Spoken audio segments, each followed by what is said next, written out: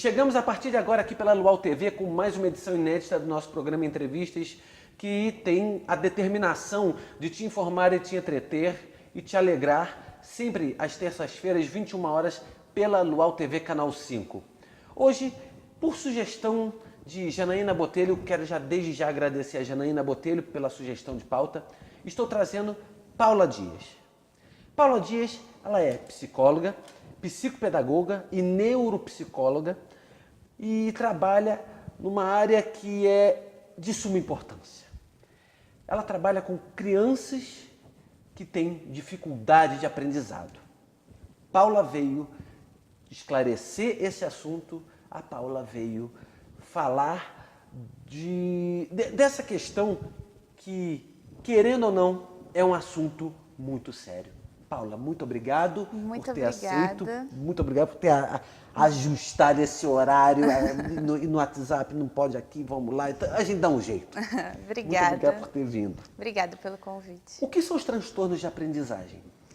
Bom, acho que a gente precisa primeiro falar sobre o que é aprendizagem, né? Então, a aprendizagem é a habilidade da gente desenvolver competências, conhecimentos, da gente desenvolver raciocínio, enfim, desenvolvimento pessoal, né? É uma coisa que vai sendo desenvolvida ao longo da vida. Ao longo da vida, né? E mais do que isso, a gente dentro de um ambiente escolar, que é propriamente o que a gente se propõe a falar aqui hoje, a gente tem as dificuldades de aprendizagem, né? E aí, o que são esses transtornos de aprendizagem? São justamente as dificuldades que se impõem nesse ambiente escolar, com a escolarização formal, e que vem diante de um quadro de dificuldades que vão desde do ensino formal, né, com o primeiro ano da escolarização. A chamada alfabetização, né? A nossa alfabetização, alfabetização, que hoje é considerado o primeiro ano. E eu fico fazendo conta. Minha filhada está indo para vai para a terceira série. O que é a terceira série? É quarto ano. Isso. E que vem desde dificuldades com a leitura, com a escrita, com a matemática, né? E que a gente pode observar isso desde muito antes disso, com a pré-escola. Né? Paula, com a educação infantil. Me diga uma coisa. O transtorno de aprendizagem tem ligação direta com a dislexia?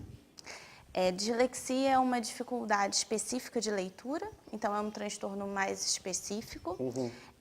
A dislexia é uma dificuldade que está relacionada ao que a gente chama de processamento fonológico. Então, é a habilidade da gente manipular e articular os sons da fala, ao acesso lexical, que seria o acesso ao nosso vocabulário mental, ao quão rápido a gente consegue acessar as palavras que a gente tem dentro do nosso dicionário mental, digamos assim. Né? E a habilidade que a gente tem de ler, né? O que a gente chama da nossa fluência de leitura. Então, é a nossa habilidade de ler palavras. Isso inclui a nossa... E pronunciá-las bem.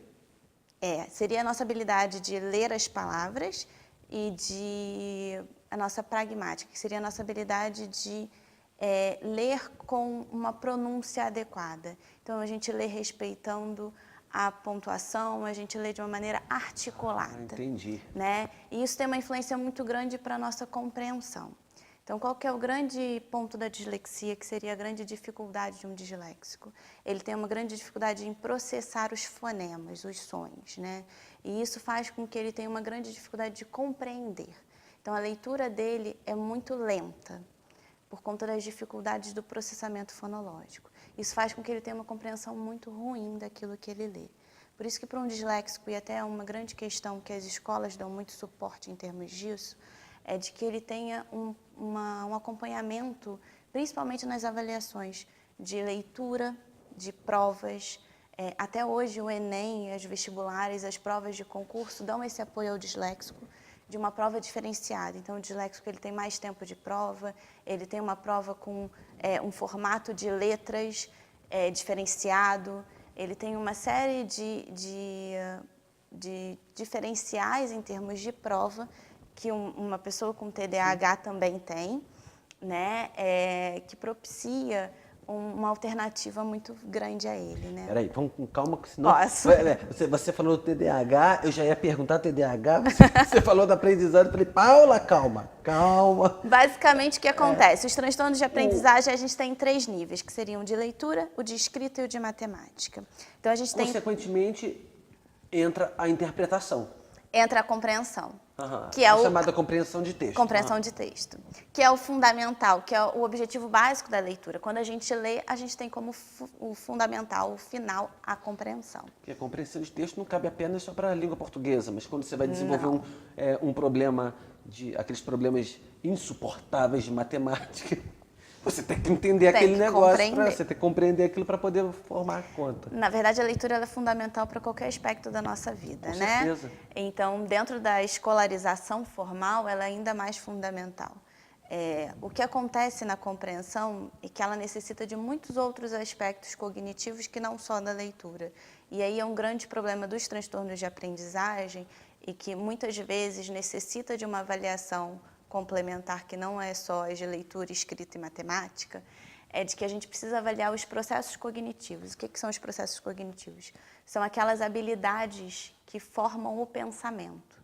Então, são habilidades que vão além de leitura e escrita. Faz sentido. Que estão relacionadas à formação do pensamento, que são a memória, são a atenção, são a habilidade da gente construir estratégias para solucionar problemas que estão relacionados às nossas funções executivas, que é um nome muito pomposo para a gente falar sobre a nossa habilidade de construir estratégias para solucionar problemas. A nossa capacidade de monitorar a nossa resposta, da gente ver se a gente está conseguindo dar conta de fazer aquilo que a gente se propõe. Paula, como que se pode perceber, como que pode se notar uma criança que está sofrendo de transtorno de aprendizagem? É uma coisa muito clara, é visível isso?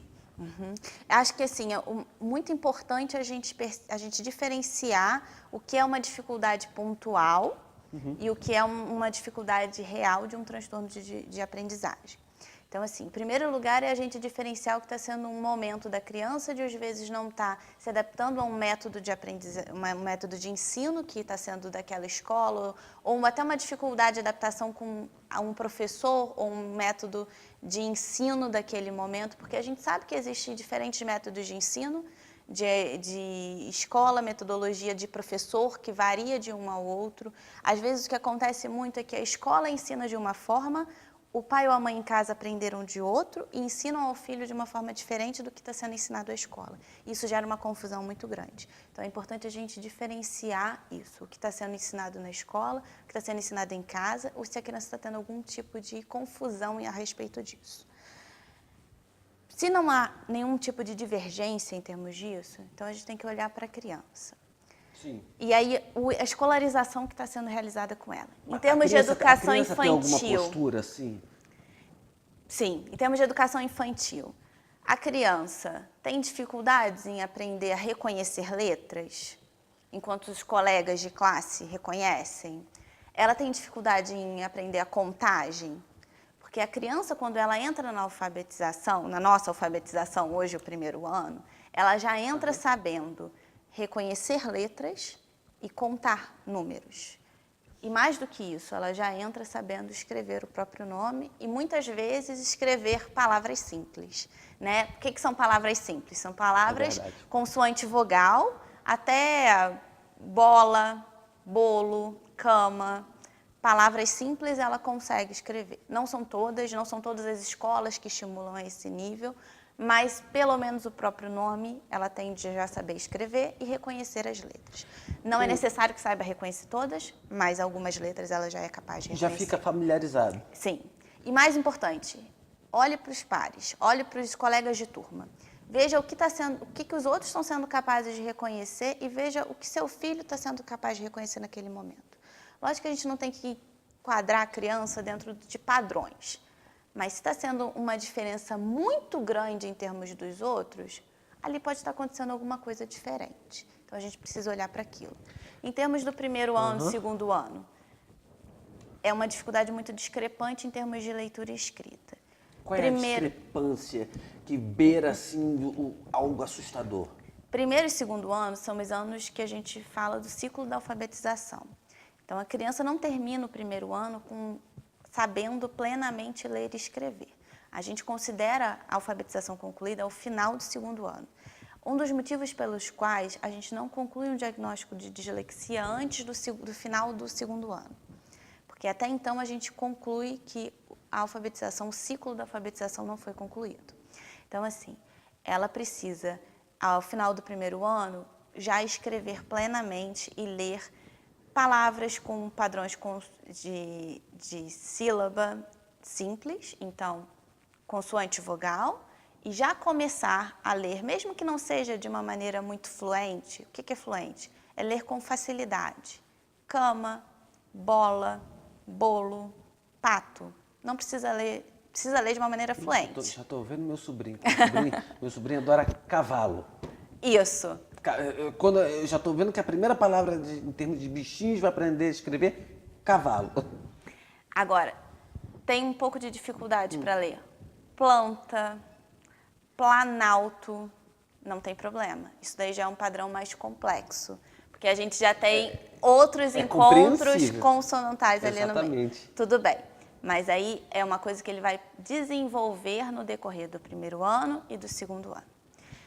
A partir disso, a gente já tem um desenvolvimento muito maior da escrita. O que não pode acontecer? O que não é esperado que se aconteça? Ao final, por exemplo, do Fundamental 1, que é o 5º ano, que equivaleria à nossa 4ª série, a criança apresentar alterações de escritas muito sérias. O que seriam alterações de escritas muito sérias? Ela não marcar o M antes do P e B. Ela fazer trocas de fonemas muito parecidos, que são V e F, P e B, C e G. Isso são alterações muito significativas. Aí sim vale procurar um apoio especializado, que seria de um psicopedagogo, de um fonoaudiólogo.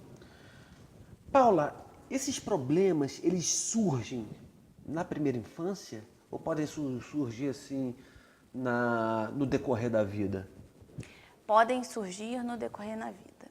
O que acontece muito de surgir na primeira infância são alterações relacionadas à fala, então dificuldades relacionadas à fala que acabam interferindo quando a criança começa a aprendizagem formal da leitura e da escrita, porque a criança que tem dificuldades de fala, quando aprende a ler e a escrever, se ela tem trocas na fala, ela vai fazer as trocas na escrita. Porque se ela troca, por exemplo, o V e o F na fala, ela na hora de escrever, ela não vai fazer a grafia correta, ela vai fazer o V e o F trocado. Então, isso é uma alteração comum, o atendimento fonoaudiológico é fundamental nessa etapa. E a questão das dificuldades, quando elas aparecem desde muito cedo, das questões de escrita e as dificuldades de aprendizagem nessa etapa. No entanto, não é fundamental. Muitas vezes acontece, e acontece muito comumente, buscarem apoio em torno do segundo ano do fundamental. Chamada primeira série. Muito comumente, 5º ano, nossa 4ª série, 6º ano. Cada vez tem sido mais comum no Fundamental 2, que é quando começa a ter aquela quantidade maior de matérias, de disciplinas. Exatamente. E aí começam a ter maiores dificuldades, a criança começa a não dar conta. E aí as dificuldades aparecem em maior frequência. Chega a ser assustador para a criança, de repente está primeiro, segundo, terceiro, vai do 5º ano para o 6º ano. No 5º ano tem aquele determinado, tem língua portuguesa, matemática, estudos sociais, ciências, educação artística, religião. Você tem 5, 6 matérias, de repente dobra. Muito, porque não só é assustador pela quantidade de matérias, como pelo fato de que eles tinham 2 professores, 3, que davam um suporte enorme, e aí, de repente, tem uma quantidade muito maior de professores e que demandam deles uma independência muito maior. Então, se já não davam conta com apoio, sem apoio, como vai dar conta disso tudo? Paula, eu vou te interromper um pouquinho, nós vamos para um rápido intervalo e vamos voltar com mais Paula Dias para continuarmos esse papo sobre crianças que têm dificuldade de aprendizado. Voltamos já já.